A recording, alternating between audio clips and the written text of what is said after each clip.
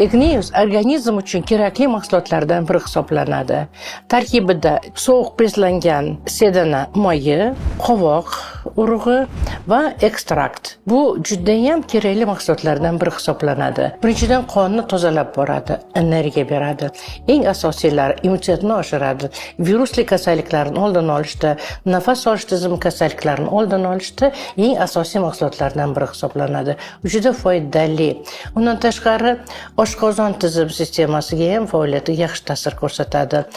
Qonda qand moddasini kamaytiradi va eng xususiyatlaridan biri, yaxshi xususiyatlardan uyquni yaxshilaydi. Chunki sedana umumaganda ham aytadi, sedana urug'ini ichib boring deb, uyquni yaxshilaydi. Uyqu faoliyatiga ham juda ham yaxshi ta'sir ko'rsatadi.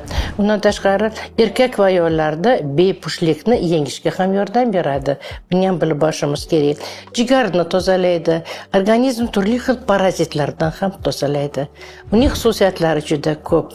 Demak, buni biz har kun ertalab soat 12 gacha ovqat iste'mol qilgandan so'ng bitta stakan sut bilan 2 dona igneusni iste'mol qilishingizni tavsiya etamiz. Mana kuz faslida hammaga ma'lum, turli xil virusli kasalliklar ko'payib boradi. Umumaganda virusli kasalliklar hamma vaqt bor.